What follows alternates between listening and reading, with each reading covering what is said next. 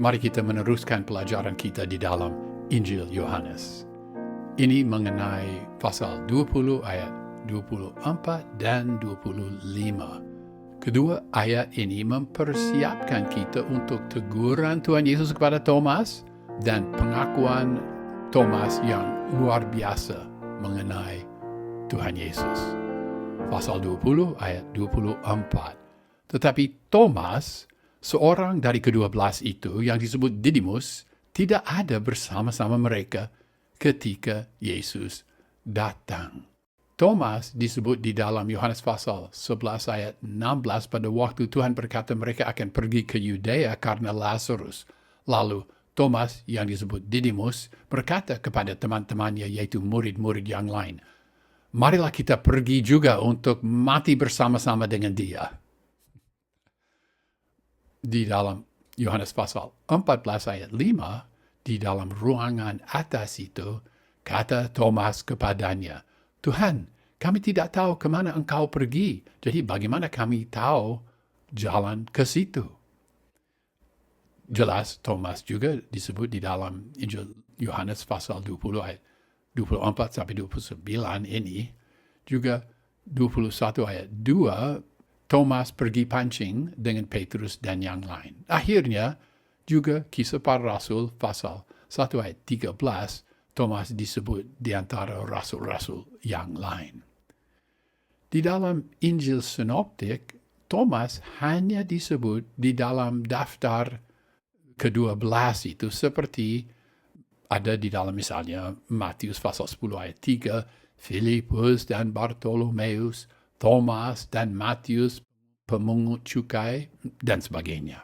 Di dalam ungkapan disebut Didimus, kata lego, Yunaninya lego, diterjemahkan yang disebut, juga dapat diterjemahkan yang berarti. Tetapi 3 kali di situ di mana Thomas disebut di dalam Injil Yohanes, pasal 11 ayat 16, 20 ayat 24 dan pasal 21 ayat 2, kita melihat ungkapan yang sama. Thomas yang disebut Didimus. Apa layak diterjemahkan Thomas yang berarti Didimus? Rasanya tidak. Tidak mungkin 3 kali Yohanes menjelaskan bahwa kata Thomas berarti Didimus. Tidak. Jika dia menjelaskan arti, ya sekali cukup. Maka lebih baik Thomas yang disebut Didimus. Nama Thomas, Yunaninya Thomas, berasal dari kata kembar di dalam bahasa Aram, teoma, yang hampir sama dengan bahasa Ibrani teom, dan nama panggilan Didymos, Yunaninya Didymos, berarti kembar di dalam bahasa Yunani. Perjanjian baru tidak berkata apa-apa mengenai saudara kembar dari Thomas. Dan kita tidak diberitahu mengapa Thomas memakai nama Didymos, nama Yunani, daripada nama dalam bahasa Aram, Thomas. Thomas adalah seorang dari ke-12 itu. Pasti ini rasanya aneh bagi kita, karena Yudas sudah jelas tidak layak dihitung dengan mereka, maka tidak ada 12. Ada hanya 11. Pada waktu pengkhianatan Tuhan Yesus diceritakan di dalam Taman Getsemani, Yudas disebut sebagai salah seorang dari yang ke-12 itu di dalam Matius 26 ayat 47, Markus pasal 14 ayat 43, dan juga Lukas pasal 22 ayat 47. Saya bacakan Matius pasal 26 ayat 47. Waktu dia masih berbicara, lihatlah Yudas datang, salah seorang dari ke-12 itu, dan bersama-sama dia serombongan besar orang yang membawa pedang dan pentung. Ayat itu dalam Injil Markus, juga di dalam Injil Lukas hampir sama pembacaannya. Satu pengamatan yang agak aneh hanya di ayat ini saja ungkapan ke-12 itu dipakai sesudah kebangkitan Tuhan Yesus. Ungkapan yang mungkin kita anggap lebih akurat, ke-11 itu berada dalam Markus pasal 16 ayat 14, Lukas pasal 24 ayat 9, dan juga Lukas 24 ayat 33. Ya, saya bacakan Markus 16 ayat 14. Kemudian pada waktu mereka sedang makan, ia menampakkan diri kepada ke-11 itu. Dan ia mencela ketidakpercayaan dan kekerasan hati mereka.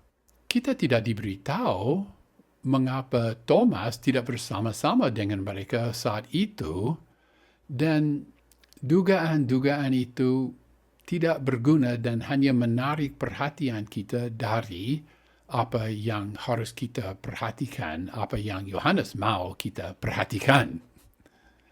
Oleh karena Thomas tidak hadir pada waktu Tuhan Yesus berada di tengah-tengah mereka, pada saat ini Thomas hanya punya kesaksian lisan. Ingatlah bahwa kesaksian dan iman karena kesaksian daripada iman karena tanda adalah suatu tema yang sungguh diperkembangkan di dalam Injil Yohanes ini.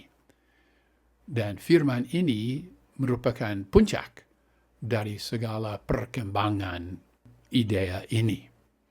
Pasal 20 ayat 25. Maka murid-murid yang lain itu berkata-kata kepadanya, "Kami telah melihat Tuhan." Tetapi dia berkata kepada mereka, "Kecuali aku melihat bekas paku pada tangannya dan mencucukkan jariku ke dalam bekas paku itu dan mencucukkan tanganku ke dalam lambungnya, sekali-kali aku tidak akan percaya." Kita membaca bahwa murid-murid yang lain itu berkata-kata kepadanya. Dan Yunani yang diterjemahkan berkata-kata itu kata kerja elegon, dari kata dasar lego, berarti ya berkata, tetapi bentuk ini elegon memakai imperfect tense. Sehingga ada kesan bahwa apa yang mereka katakan berulang kali. Kesaksian lisan mereka sungguh ditegaskan. Dan juga kita membaca, "Kami telah melihat Tuhan." Kata kerja dalam bahasa Yunani yang diterjemahkan telah melihat itu memakai perfect tense. Dan ini boleh dikatakan adalah pemakaian perfect tense yang klasik. Mereka telah melihat dia dan ada akibat yang berterusan dari peristiwa itu. Tense perfect. Thomas menolak kesaksian mereka, dan dalam penolakannya dia memakai negatif ganda, me. Di sini diterjemahkan sekali-kali tidak. Penolakan Thomas sangat tegas. Penolakannya dari kesaksian mereka itu penting di dalam Injil Yohanes, yang pada hakikatnya ditulis sebagai kesaksian supaya kebangkitan Tuhan Yesus dan Tuhan Yesus dipercayai. Dan kata lain, penolakan Thomas adalah satu contoh daripada apa yang seharusnya tidak terjadi. Kesaksian lisan mengenai Tuhan Yesus seharusnya tidak ditolak, seperti Thomas tolak. Tanda seharusnya tidak diperlukan. Kesaksian Injil Yohanes juga semestinya diterima. Ya, kita memahami dari firman-firman yang lain bahwa iman dari beberapa murid juga tidak kuat. Itu nyata di dalam beberapa firman, misalnya Matius pasal 28 ayat 17, ketika melihat dia mereka menyembahnya, tetapi beberapa orang ragu-ragu.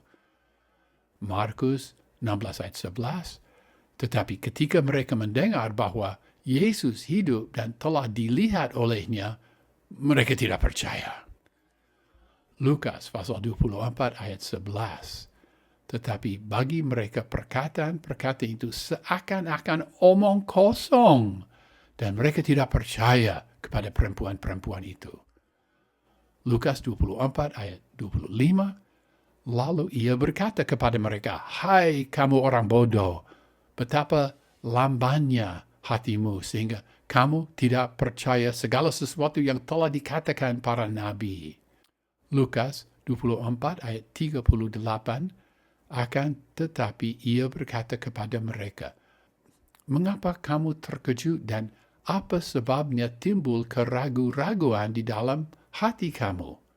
Dan terakhir Lukas 24 ayat 41. Dan ketika mereka belum percaya karena girangnya dan masih heran, berkatalah ia kepada mereka, "Adakah padamu makanan di sini?" Ya, jadi kita mengingat bahwa bukan hanya Thomas yang menolak kesaksian orang mengenai kebangkitan Tuhan Yesus Kristus. Sebenarnya cukup Thomas berkata, ya dia tidak akan percaya bahwa Tuhan Yesus telah bangkit dari kuburan kecuali dia melihat dia. Tetapi tidak. Thomas berkata bahwa dia hanya akan percaya jika dia mencucukkan jariku ke dalam bekas paku itu dan mencucukkan tanganku ke dalam lambungnya. Ini ekstrim. Dia menyatakan bahwa dia adalah manusia yang apa sebabnya tidak mudah diyakinkan. Dan jika dia dapat diyakinkan, maka para pembaca yang sulit diyakinkan, para pembaca yang bersifat ragu-ragu juga dapat percaya. Nah, Morris dalam buku tafsirannya mengusulkan dua kemungkinan mengapa Thomas sulit percaya. Satu, ya pada hakikatnya karena kepribadiannya dia sulit percaya. Tetapi selain itu, mungkin menyaksikan penyaliban Tuhan Yesus yang dia kasihi begitu melukai hatinya, ia sulit percaya bahwa penyaliban itu sudah dikalahkan. Ya, dua kemungkinan itu dari Morris.